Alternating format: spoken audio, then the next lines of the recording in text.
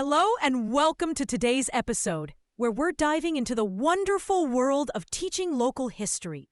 If you're an educator or just someone fascinated by the stories that shaped your community, this is definitely the place for you. I vividly remember back when I first started teaching local history, it felt a bit like being a detective. It was about uncovering hidden treasures that were right in my backyard.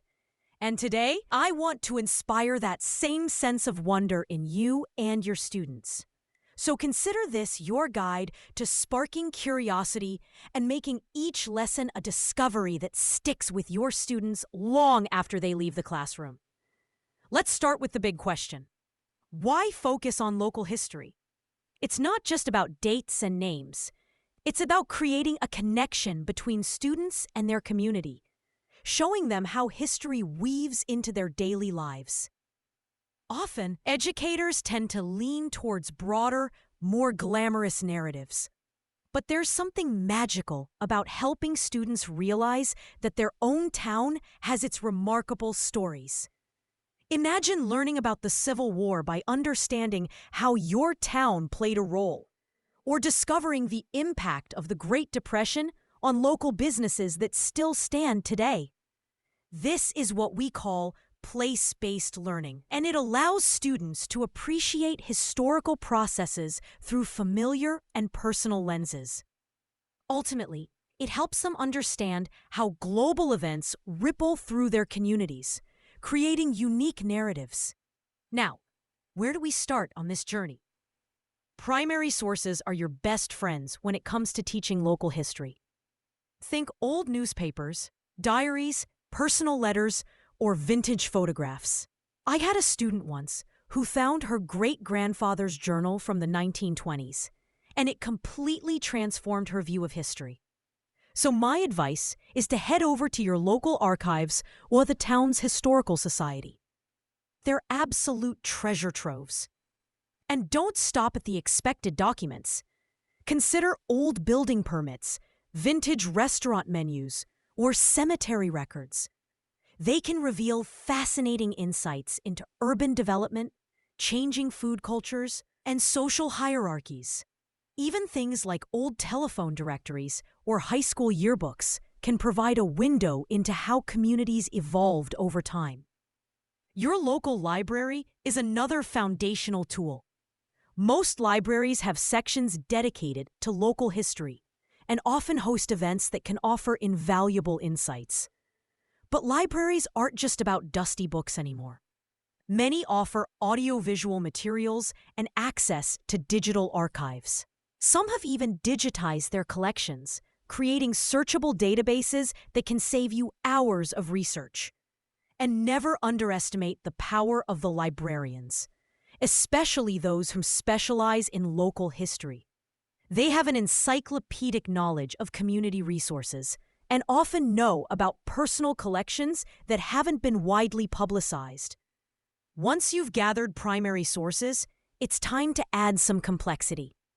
Field trips can be incredibly effective. But let's go beyond the simple sightseeing tour. How about walking tours of historic neighborhoods, visits to local museums, or even a scavenger hunt in the old part of town? I organized one once, and it was a massive hit. Students loved piecing together clues about their surroundings. It didn't feel like learning, it felt like an adventure. To really maximize these trips, prepare your students with specific tasks and questions beforehand. For instance, before visiting a historic district, have them research architectural styles and create sheets to identify them during the trip. This transforms a casual walk into a focused investigation. And let's not forget technology.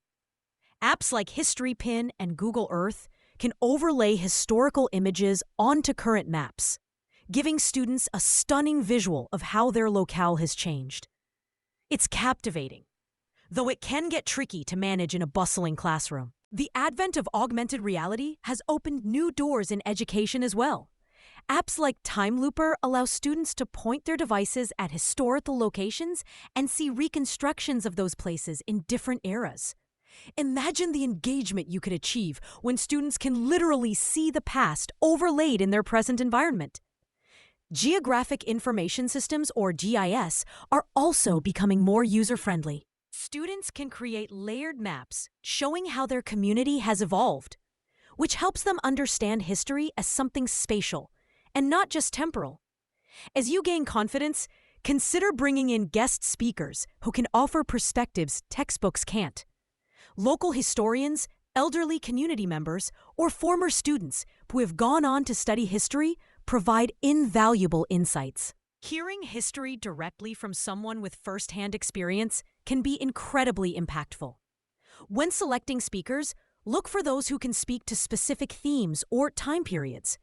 A local business owner might share about economic changes, while a veteran could offer personal insights on how conflicts affected the community.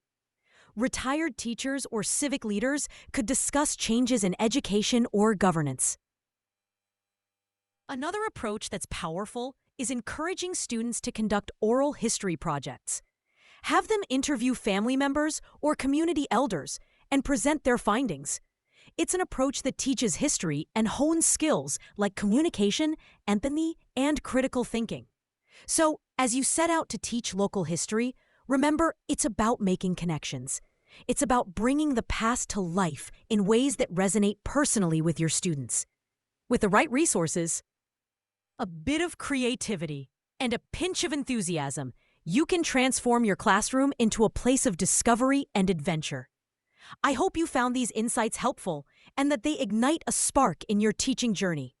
Thank you for joining me today, and until next time, keep exploring the stories that make your community unique.